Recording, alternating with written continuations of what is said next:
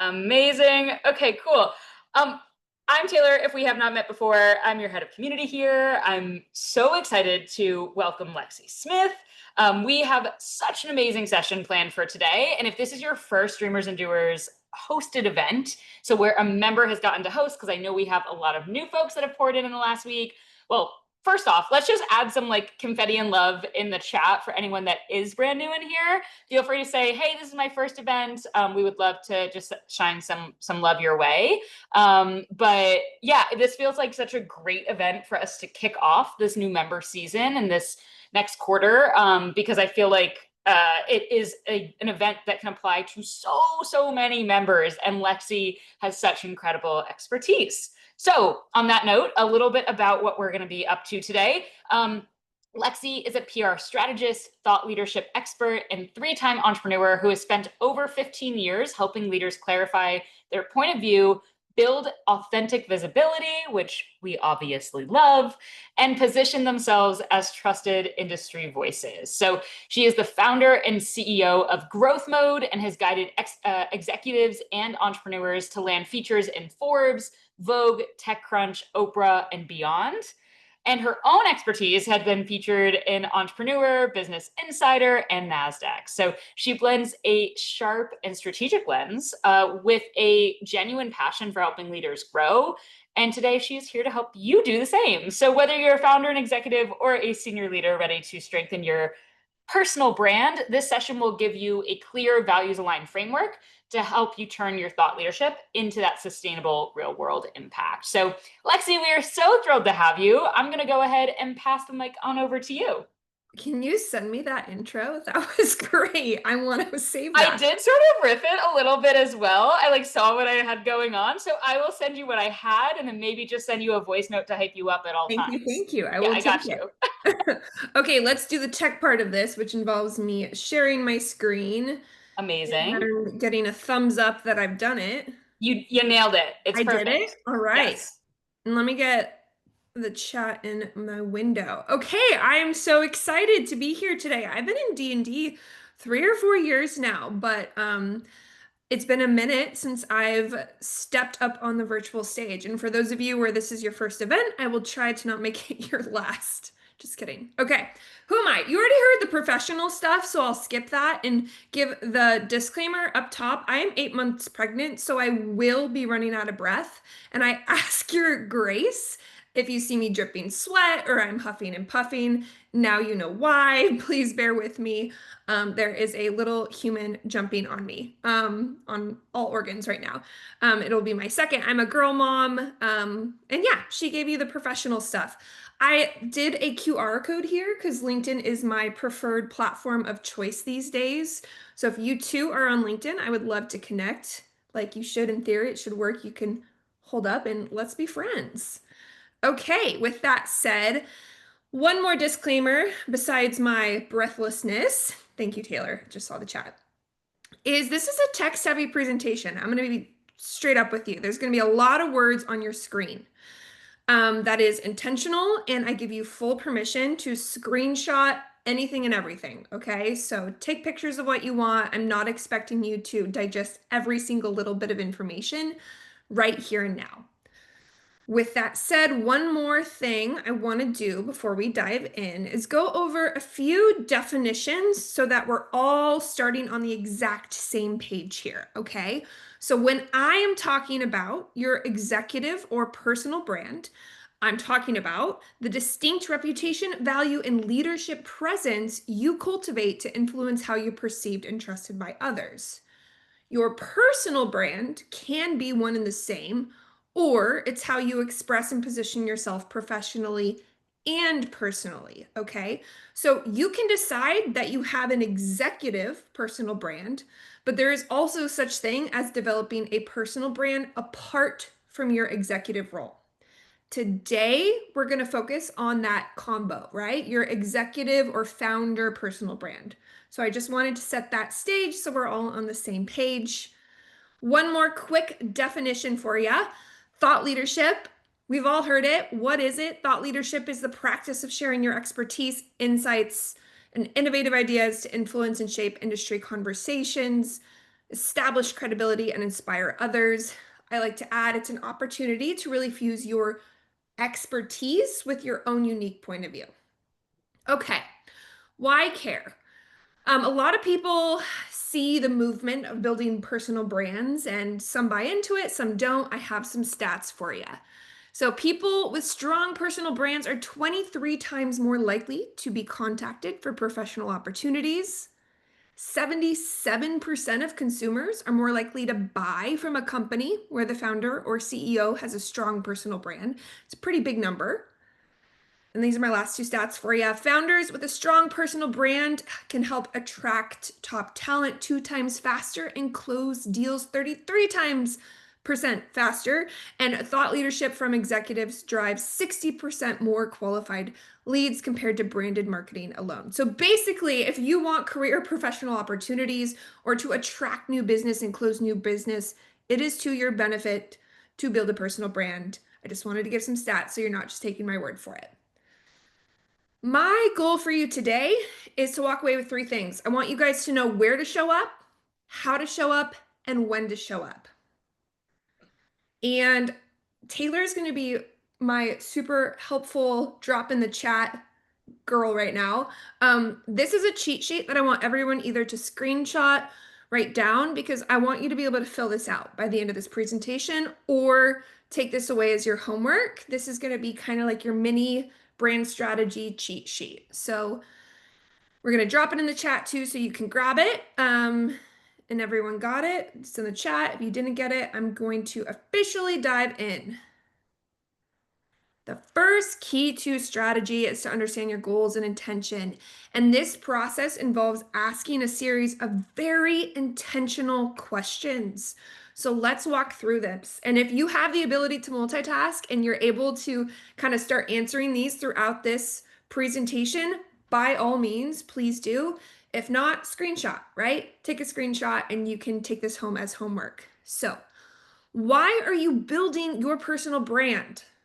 Is it to attract new business? Is it to support your company's goals? Is it to attract investment opportunity? Is it to launch a new revenue stream and monetize your IP by a course? And maybe money isn't even the goal and it's purely for impact purposes. There's really no right or wrong answer, but it's really important to get crystal clear on the why. So that's question number 1. Based on your why, who therefore are you trying to reach and why, right? And this comes down a lot to Ideal Clients 101. But if your goal is to launch a course, then your audience might be different than if your why behind this is to attract new business to your company, okay? So take note, what do we know about this audience? How do they consume content? Where do they hang out? Right? If your ideal audience, this is like the classic example, are 80-year-olds, then maybe TikTok isn't the place to show up. So just take a minute here. This is some pretty foundational work. I just want you to do it again for your personal brand. What do you want to be known for? I want you to break this into 2 categories, okay? The feeling and the knowledge. What do I mean by the feeling? When someone says your name, when someone says Lexie Smith, what do I want them to think about? What's my vibe, right? Are you aspirational? Are you approachable? Are you seen really academic? Are you a motivational speaker? What is the vibe that you want to be associated with your brand? That's part 1.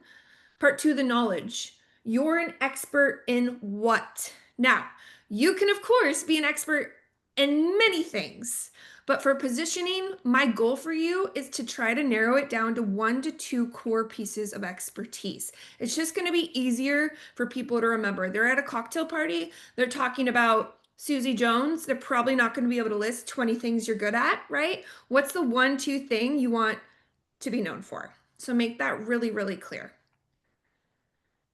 And once you have those categories of expertise, what do you have to say about them?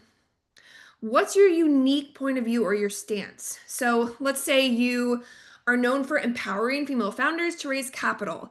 Maybe you have a method that you abide by, or perhaps you strongly believe that traditional funding routes overlook the power of community-driven capital, right? Well, whatever it is, clarify what sets your approach apart.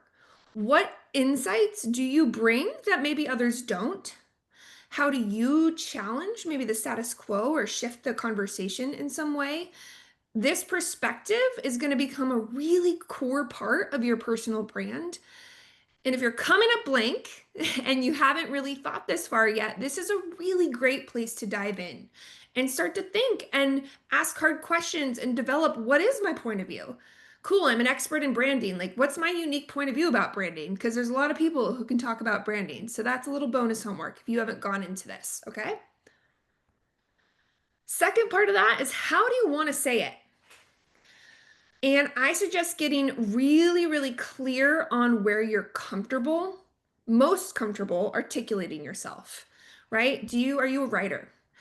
Do you hate writing? Are you someone who's better, you'd rather just like talk into a mic?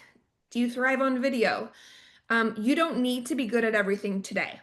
I want you to identify where you're most comfortable. One day you might evolve onto all platforms, but I always suggest when you're starting this journey to pick the path of least resistance, right? I have clients who are natural writers. We start there and then they evolve. Hate writing, you just want to pop on video. Great, let's start there, but get clear. What is your point of view? What makes your point of view unique and credible? So this is your professional brag reel, right? Your resume. This is I am the shit list, right? Excuse my French. I want you to document it, know it, own it, love it. The things that make it on this list will be really, really key in helping establish credibility and trust for your brand. So this is where, pull up your LinkedIn to remind yourself of all the jobs you've had. What certifications have you achieved? What specific campaigns have you achieved at past jobs? What hobbies have you achieved? Are you a yoga trainer on the side and you've achieved like the training you have to do that's a lot of hours? I have a yoga studio client. I don't know yoga well, but I was reading a bio recently and she had to do like 500 hours of training. Wild. Write it down, okay? Write it down. If you don't, put it somewhere. I also think this is a great thing to put in your office if you ever are having a hard day to look at. Yeah, I'm cool. Okay. And then this is a question last question for this round is what's your capacity? Once you have your strategy set, which we'll go through, how are you going to implement this? Right? So these are questions that we often forget to ask ourselves, and it becomes a roadblock that pushes our ambitions of building a personal brand down the priority pipeline to someday. So let's just address it up front, right? What are your resources today? Are you going to be doing this yourself? Do you have a budget for support? How much time are you willing to commit every week? What resources are available to you to build this brand? Now, we next want to align with our company. And this portion is most applicable for those who are doing this to support your own company or an existing company in some way. So there are some more questions coming in hot. Again, we're not going to go into quite as great detail as that last round, but I want you guys to take note because it's really important. Why are you doing this for your company? Who are they trying to reach? What does your company want to be known for? What does your company have to say? What makes your company unique and credible? What resources are available via your company? Now, you might start to notice, depending on who you are, especially if you're a founder or CEO, some of your answers might be very similar. Others may not, which is why we're doing this so we can take inventory. So we're going to need to find an alignment here. So if you start to realize that your answers are drastically different from your company's, why is that? Go a little deeper, lean in. We're looking for those points of connection. Okay, so now we've done all that reflection work, or you're going to narrow in on how and where to show up. We first need to understand what options are available to us on the market. We're going to dive into 3 categories today. We have owned, earned, and paid thought leadership platforms. This is where my PR comes in a little bit more, which you heard in my background, long-standing PR background. First up is owned. So I'm actually going to start with some of the benefits. Owned media or owned thought leader platforms is where you have the most control. So you can truly be authentic or unfiltered if that's the route you decide to go. There's an opportunity to monetize these channels. And when you do them well, you can leverage them for earned opportunities, which we'll dive into next. So, owned thought leadership platforms, your website, your blog, your social media accounts, your email or newsletter, whether that be more up and coming platform like Substack or your Flow Desk, self-publishing sites, guest posting, which is a little bit of a hybrid of owned and earned, but still you get to write the article. Podcast, having your own podcast, an ebook or a physical book, hosting your own speaking events, right? These are all different examples of owned platforms. Then we have earned, and quick what that means. When we talk about earned platforms or earned media, it's you pitched it, you don't personally own it or host it, but you get to be featured in it, right? So earned media, which is like TV, digital, print, radio, podcast. Earned speaking opportunities. If you've ever applied to speak at D&D, that's an earned speaking opportunity. Earned community leadership positions, earned board or volunteering. These are all different examples of platforms that can be leveraged for thought leadership that are earned. Why I like earned? Great for third-party credibility. On our own platforms, we're like, I'm great. On these, they're other people saying we're great. So it's nice to have a combo. You also get access to greater visibility because a lot of these platforms have already done the work and built an audience that you get to tap. And from the way things are headed, just a little quick nerd note, I guess we'll say, because everyone in the world and everyone and their mom is talking about AI, LLMOs, like the chat GPTs of the world, are scraping earned publications. So PR and earned media, and this is great for D&D, is having this big resurgence of relevance right now. So if search is one of your strategies for your company, then pursuing earned media should be on your list. Then we have paid. So paid looks a lot like earned in the examples. We can do paid media like TV, digital, print, radio, podcast. There's paid memberships, right? Paying into a community like D&D. You can also pay to speak. That is becoming very, very popular. Pay to speak to have an opportunity to find new business, right? The benefits of paid is it's controlled and usually a fast-tracked opportunity for third-party credibility, and that can feed into unlocking greater and more controlled visibility. So, where do we start? Where do we start with the strategy, right? We just went over a lot of questions, a lot of cool, there's a lot of platforms. Where do we start? I suggest everyone starts with owned. It's where you have the biggest and quickest opportunity to really build your own brand platform in a controlled way. And I want to make it crystal clear here that feeling aligned with the route you take is strategic. There is not a one size fits all. This isn't a workshop where I'm like, okay, you're going to launch your Instagram, then you're going to post an article here, then you're going to go on a video here, right? There is no one size fits all, right? Susie could have, I don't know why I keep using Susie as an example. I don't even know a Susie, but let's say Susie over here grew her brand on Instagram. But if you yourself hate video, that's not going to work for you, right? So this is where we turn back to that question inventory that I was really harping on.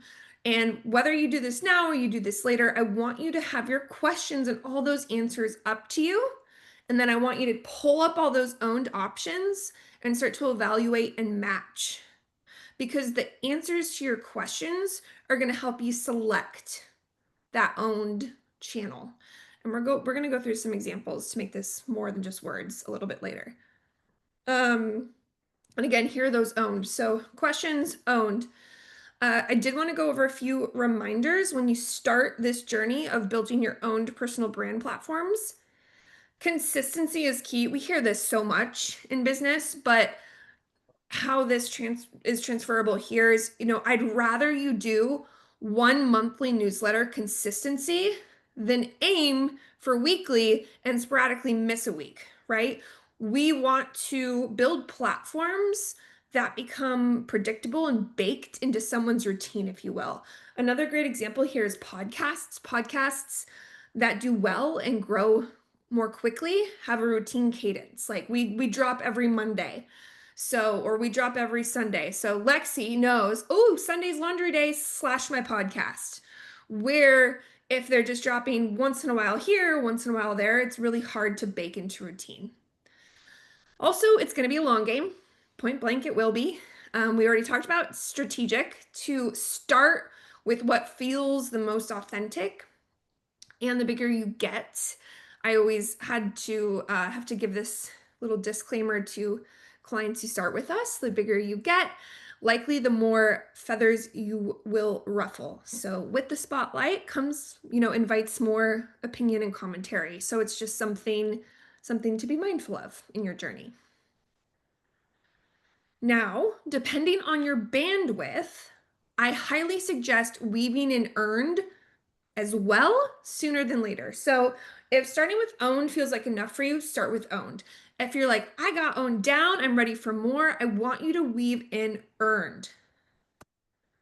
And here, I want you to know your resources. So this is a short list. First off, hello, everyone in this room is in a phenomenal position because D&D is a PR hype machine.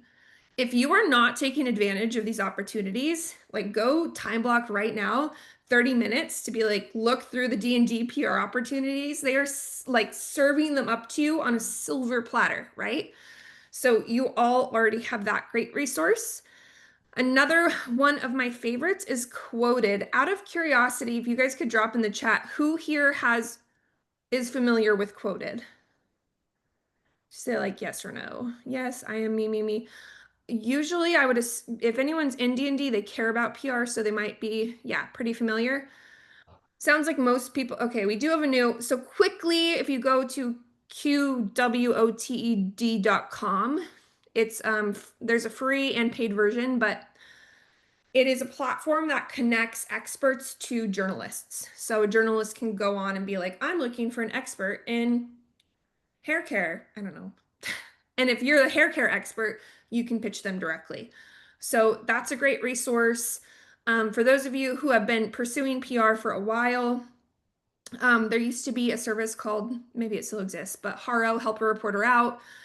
It kind of died, but the original founder of Haro is Peter Shankman, and he has since revived a new service called Peter Shankman's SOS. It's free. I would just Google his name, or maybe Taylor, you can find it, but Source of Sources is what it stands for. It's free.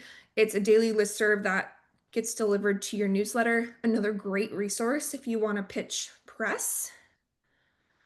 Communities. Communities themselves often have visibility opportunities as well, right? And so beyond D&D, I'm just going to keep using D&D as an example, but beyond them saying, hey, pitch Business Insider, or hey, do this, they also have an opportunity to apply to speak. They also might have an opportunity, another community might say, you can have a blog post with us. So if you're already in a community, make sure you're taking inventory of all the different perks that they might be offering that you haven't tapped. And then you can also always get a publicist or PR firm, or obviously I had to plug Growth Mode as a great resource.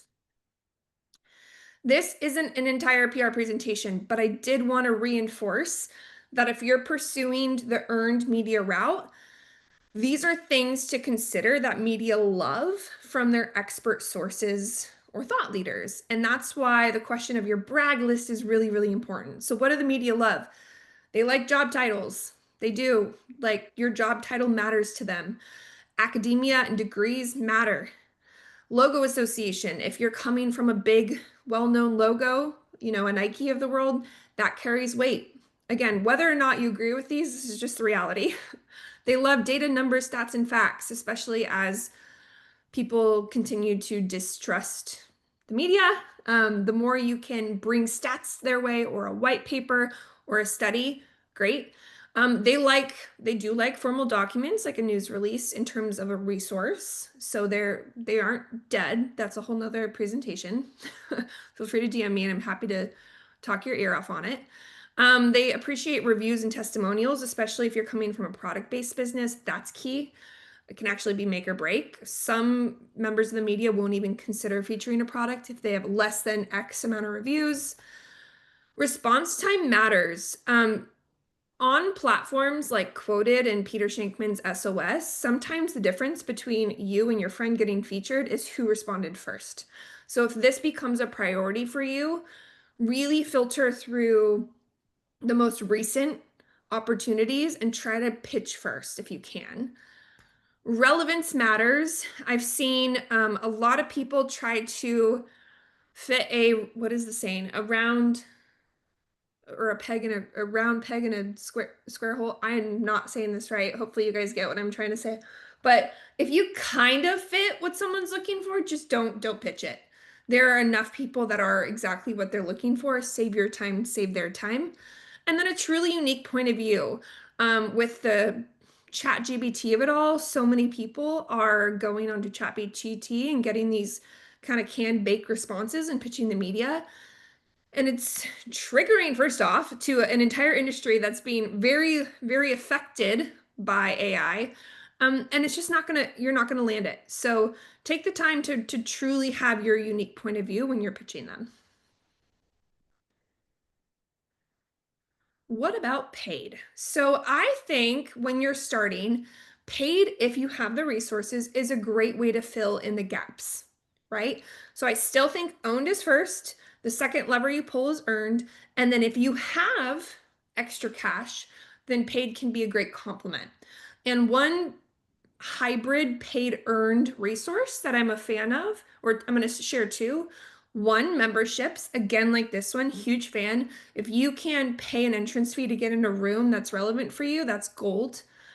And I also, if you are someone who likes writing, I am a fan of select writing councils. So these are the Forbes councils, these are the entrepreneur leadership networks, the Fast Company executive boards.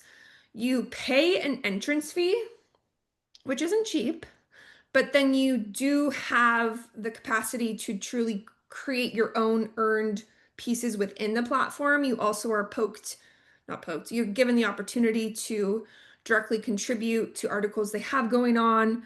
There's a lot of benefits inside. So that's one we've seen become a really successful lever for a lot of our clients. So if writing again is big for you, it's may be worth checking out.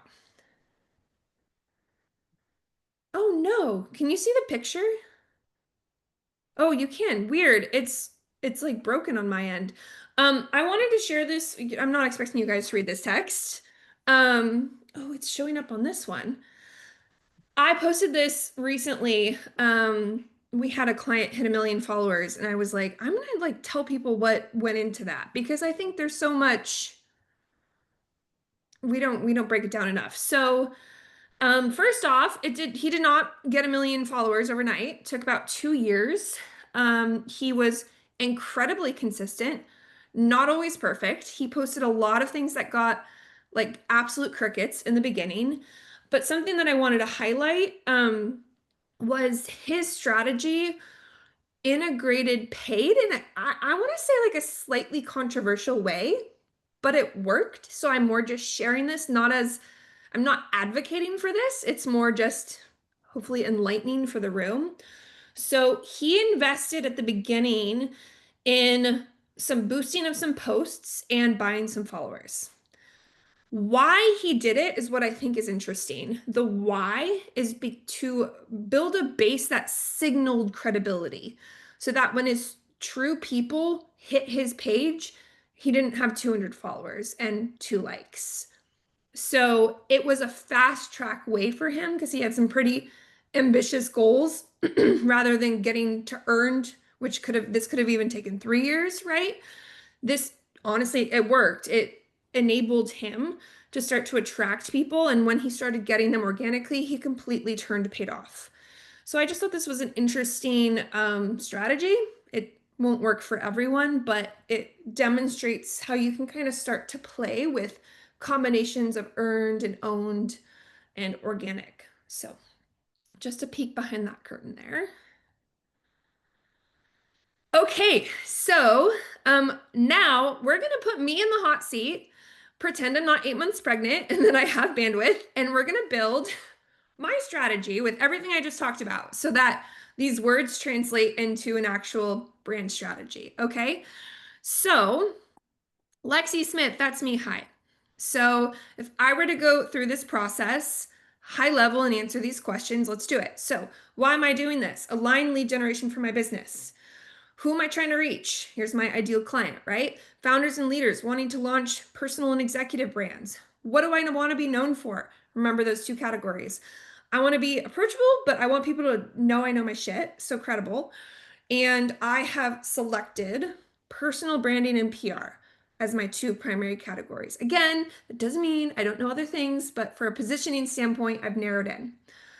What do I have to say? Obviously, this can be a much larger document when you guys are doing this, but I have one slide.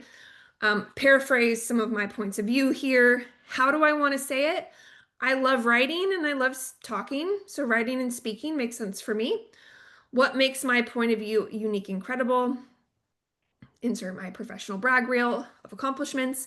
And what's my capacity if I wasn't 8 months pregnant? Well, I have a full personal brand agency. However, I want to reserve my team for my clients. So I'm going to DIY for now, and I will commit to finding 3 hours a week to this. Okay. The second part, of course, let me take a sip of water. I'm surprised I've made it this far, to be honest. I'm impressed. It's incredible. I'm still There's here. I haven't passed out. We're great. so good. And there's so much for us to enjoy reading right now. So take your time. Okay. Woo, we're back. Now I'm going to align it with my company, which it's my company. So as a founder, you're going to see a lot of my answers are the same. So if you are a founder in this room, you're probably going to have a similar experience. If you're not, if you're working for another company, there might be some more workshopping to do. The only one that's different for me is what makes your company unique and credible.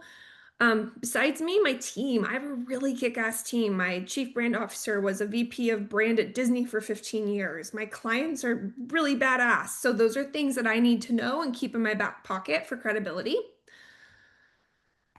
Then we go to the cheat sheet, right? So you guys, again, if you didn't screenshot this before, here's a chance again to screenshot this. I would love for you guys all to build this out for yourselves. You're going to take that cheat sheet. You're going to take all your answers. And then you're going to pull up all your options and you're going to start to connect the dots. Okay? So here is a first pass of my cheat sheet.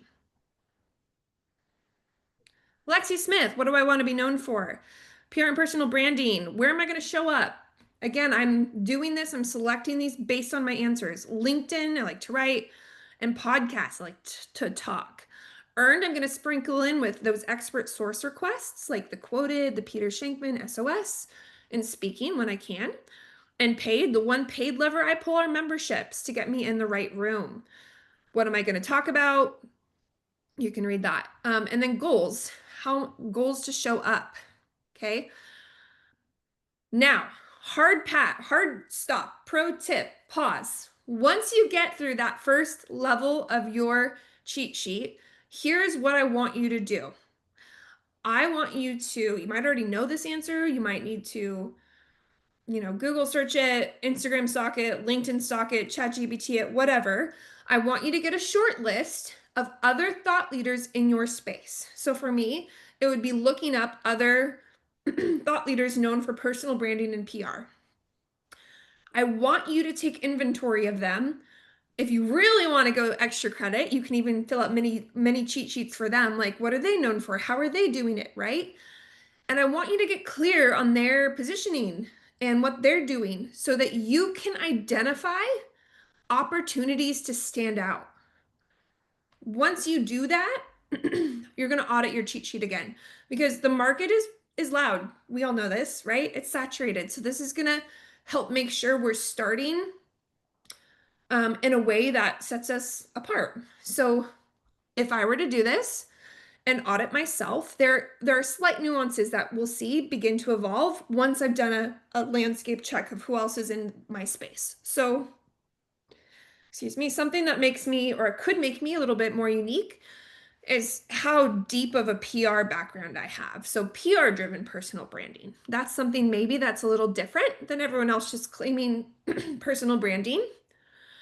Earned, I'm identifying, I'm going a little deeper here. I want to speak where I can teach, because where I can teach is when I can really show off like, hey, I know what I'm talking about, right? And it can tie back to my goals. Memberships, going a little deep, like really cultivated membership, really vetted memberships. I don't need to just be joining communities of 50,000 people where my clients aren't, right? So getting a little bit more niche there. What am I going to talk about?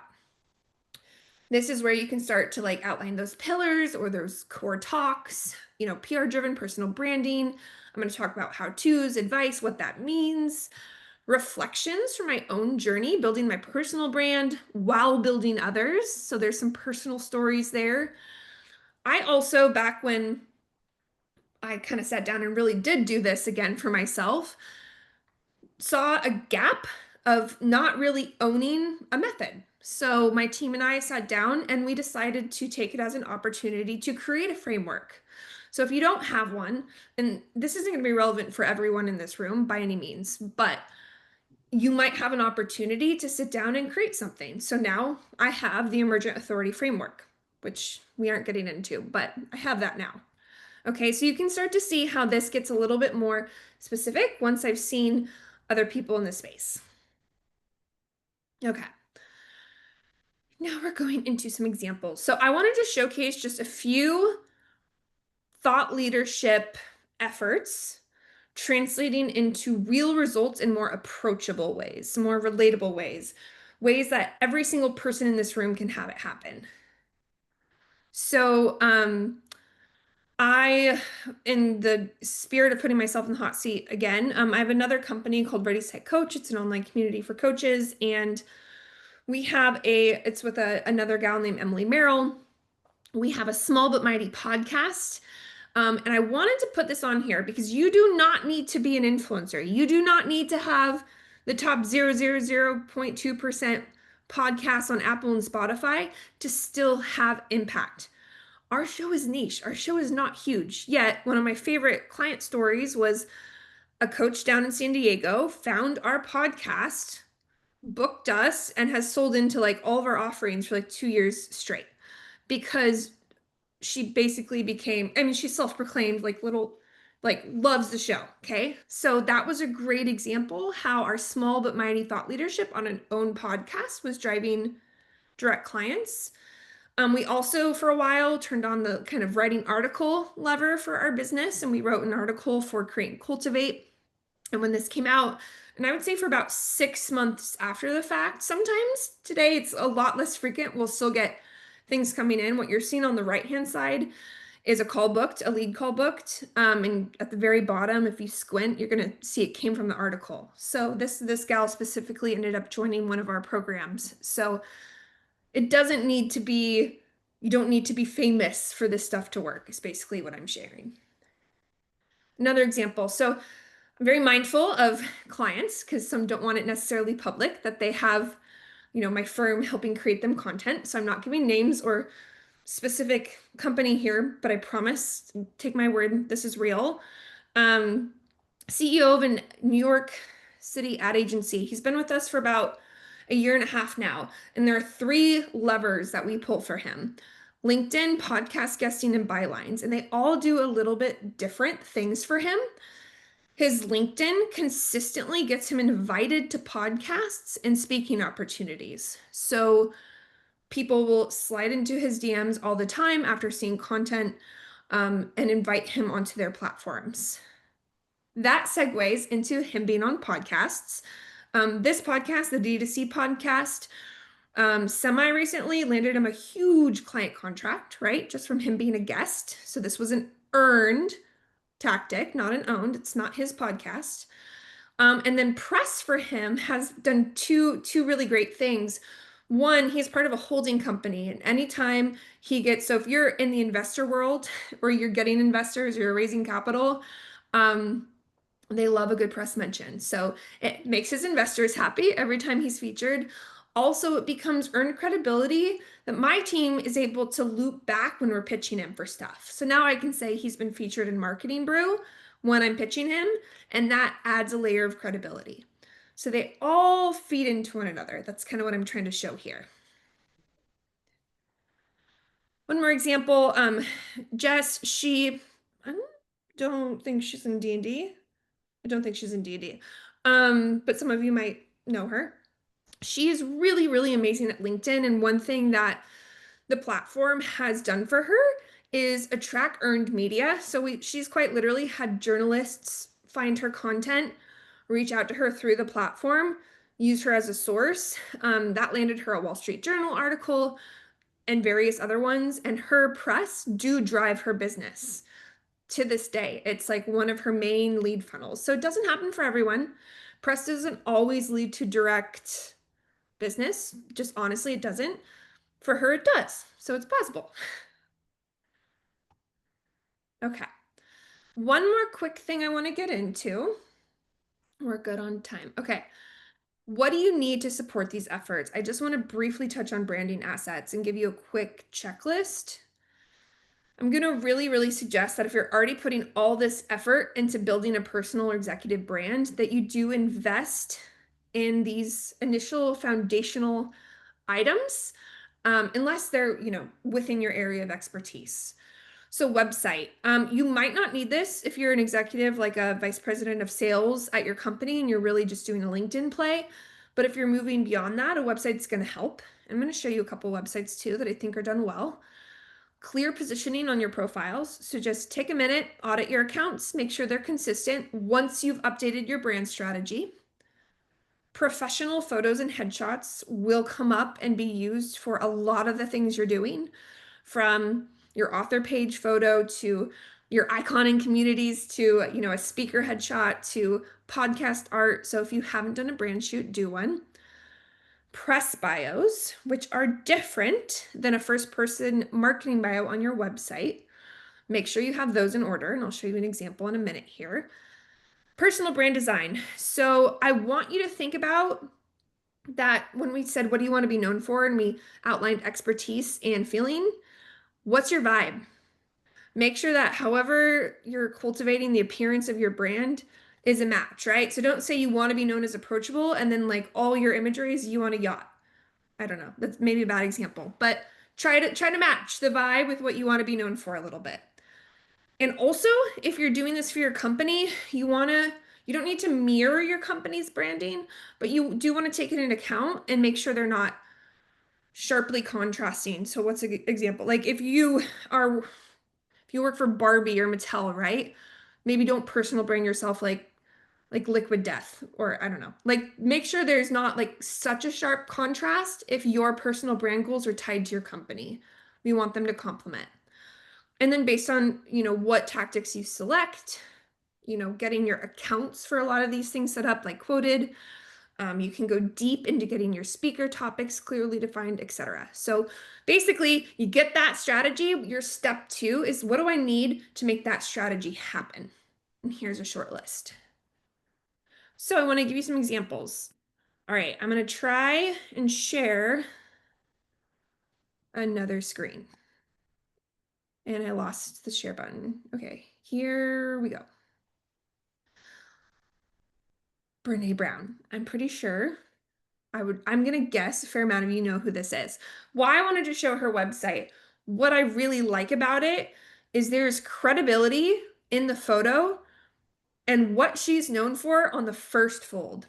Bam, right? Courageous leadership, her on a stage. Her platforms, if you look at the top, this is a great example of a personal brand website. It's a lot about her platforms, her books, her hubs about her newsletter, right? So this is a great example for like where to start. Her tagline, how people feel when they interact with her, awkward, brave, and kind. I like that that's also mirrored in her personal brand style, right? She has some bold colors. She's smiling, which is warm, etc. That's one example. You can feel free to scroll on your own if you want to check out the whole thing, but this is one I like to show clients. Then we have Jay Shetty. Just another vibe entirely.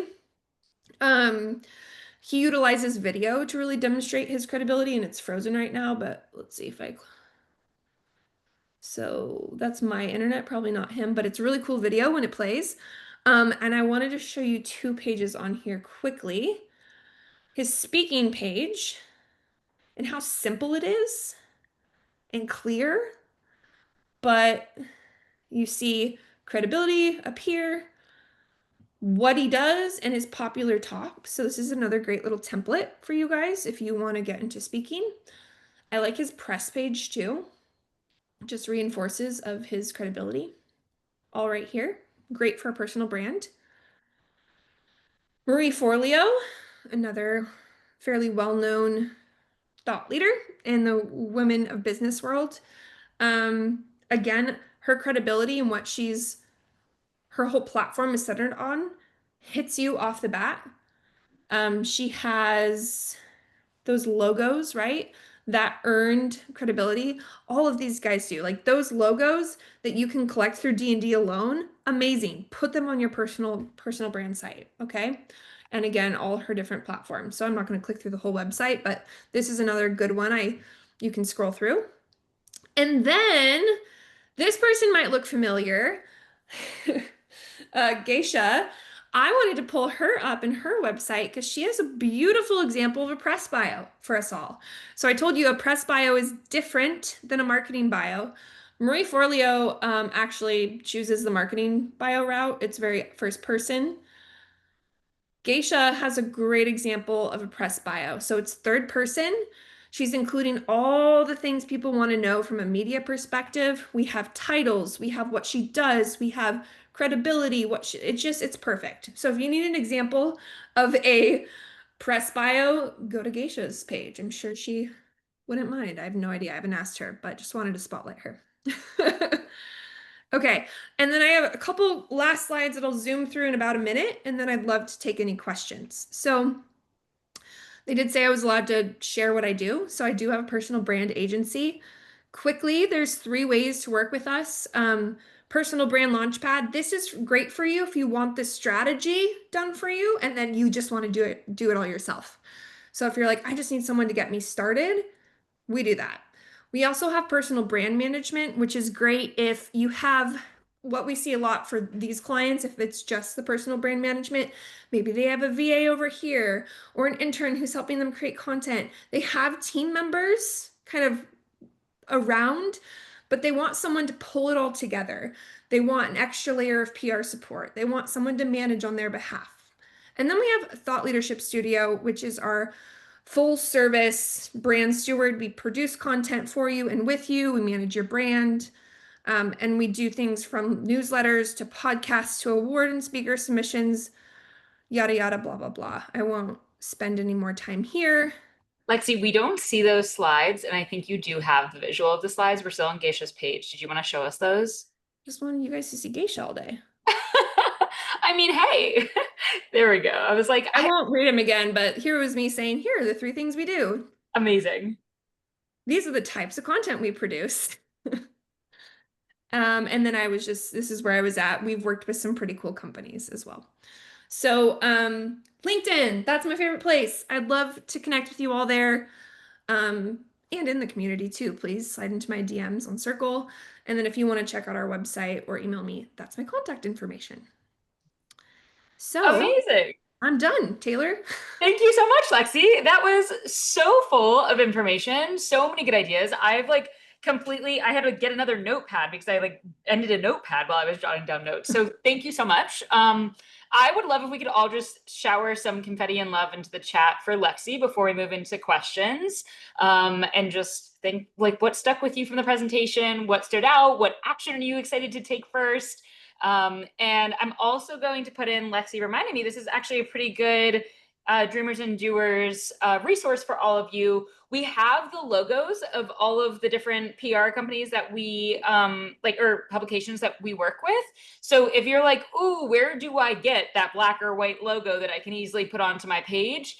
They all live in here. So if you need those, go there. But great. All right, cool. Let's see if we had a couple of questions. I think I'm just going to scroll back up for a second. There was a question about Lister AI, I think, from Deirdre, wondering what your thoughts were on that, if you have any, Lexie. Do you know what that is? No, I'm sorry. Okay, so Okay. no thoughts. No thoughts. Don't worry. Negative thoughts. If I'm it gonna was look it worth up though. asking, I figured. Yeah. I'll look it up and I'll develop a thought after this, but no. Okay. I'll I'll message you.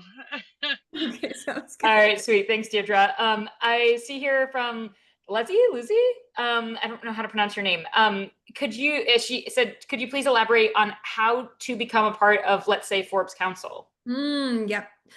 First, I will note like how to become a part of Forbes Council is a little different than other councils. Oh, Forbes Council is broken down into sub-councils. So they have like a business council, a coach council, council. So first, find your council, read what they require of you. So some of these, for example, might say you have to be a business owner that generates this amount of money. So that is all very public. And then it's as simple as if you do qualify, you apply.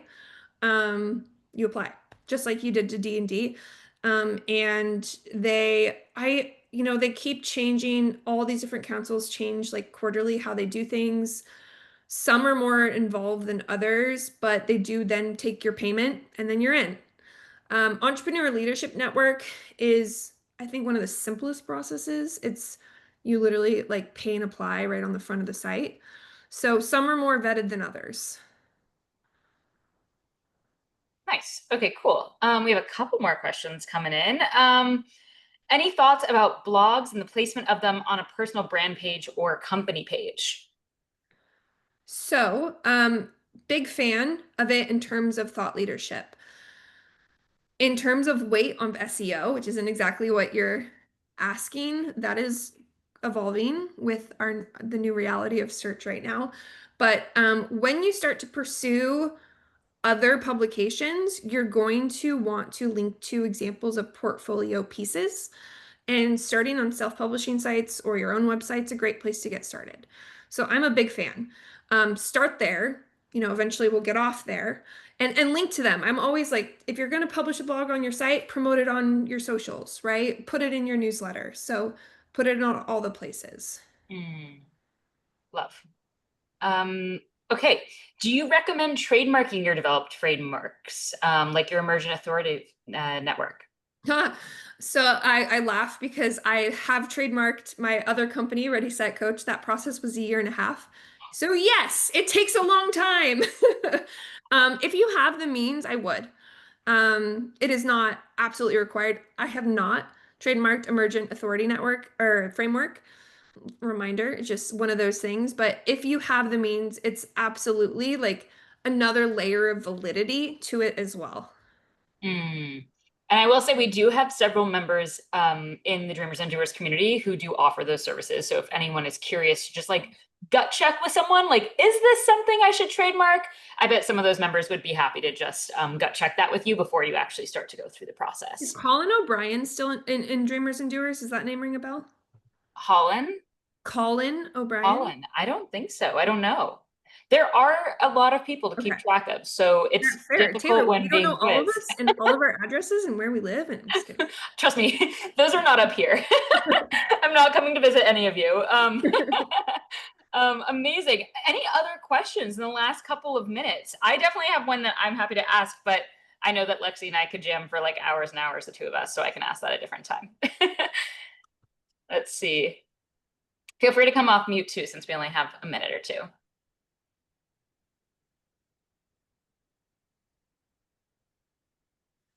I just did so good that I answered everyone's questions. You absolutely nailed it. I'm like, that was so great. Loved your energy. I guess because we do have a minute, I will ask my question. My question was around, I think for me, and maybe some others can relate too, I've done a ton of speaking. I've done a ton of workshops.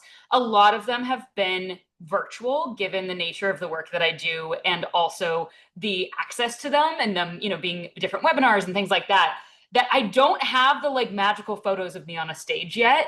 And I've done other speaking gigs that like I didn't prioritize good photography in person for those. So I'm curious, like it's just been on my mind, like, landing those like magical pictures of you in action. Any tips on how you kind of streamline getting those photos quicker? Well, first having it on your radar, Yeah, thanks. right?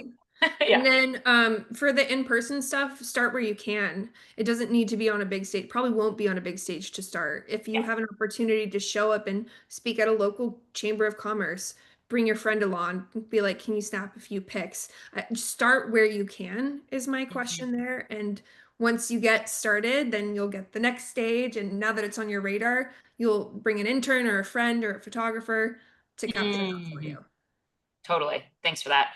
We do have one more minute left. Do you mind quickly sharing your question before we wrap up? Yeah, I'll just quick question, which is, and thank you, Lexie, this was really great and so helpful. As someone who's sort of doing more of this kind of thought leadership for the first time in my newer business, I would love to hear from you, and hopefully there's others on the call who are in a similar position. Like, what's realistic? We talk about the people who get to the 1 million followers, but when we think about the next 3 to 6 months of doing this kind of focused work, can you offer any sort of wisdom or guidance? Because sometimes speaking to the crickets gets really tough and Yeah. a lot of work for not a lot of benefit. Yeah. Taylor, I know we're at time. Am I allowed to Yeah, answer? please. Okay, I would cool. love it. And if anyone has to leave, lots of love. Yeah, thank you, thank you. Can you tell me what types of things you're doing? What levers you're pulling? Yeah, so I write a monthly essay on leadership, power, and culture on Substack. I sometimes repost it to Instagram and sometimes repost it to LinkedIn. And then, of course, I just joined Dreamers and Doers, and I'm working on my first article for Fast Company through one of the pitches. So that's really what I'm actively doing. Great. First off, great job. And those are awesome channels to activate. There's not a black or white answer to this, but this is generally what I share because that's a very common question. It is a long game, and a lot of times there is some luck for those who have quicker success. I'm not gonna lie. Like why person A went viral and person B didn't isn't always a science. It's not. Sometimes it's, luck of an algorithm or what have you. That being said, what we can track is frequency and consistency to results, meaning if you're posting once a month, that's great, but it's going to take a little bit longer than if you're posting every single week. I care more though about the consistency. And what are you doing to support that? You said sometimes you share on LinkedIn. If you are like really going all in and every time you publish a newsletter, you're going to LinkedIn, you're dropping it in 50 Facebook groups, you're doing this, then naturally it's just going to grow a little faster. But like who has time for that, right? On their own. So it is a little bit of adjusting your expectations to match how much effort you're really putting into it. And that's where that paid thing comes in. If you have paid, if you have the capacity, it can help things go faster. Otherwise, like 6 months is a great first track of momentum. Give yourself 6 months to get going. Really give yourself a year. And it can happen quicker, great. But it's pretty rare. You could even track the biggest thought leaders out there that they saw that first jump of success in under that time frame. So it's a slow burn, and that's hard when we want things to happen quick. Amazing. Well, this was such a great session. Thank you everyone so much for coming. Thank you, Lexie, who ended up being my spontaneous twin today. We totally wore stripes on purpose. I hope everyone has an amazing rest of their Thursday and that we get to hang out again soon. Bye, Chris. Thanks, Guys. Lexie. Bye.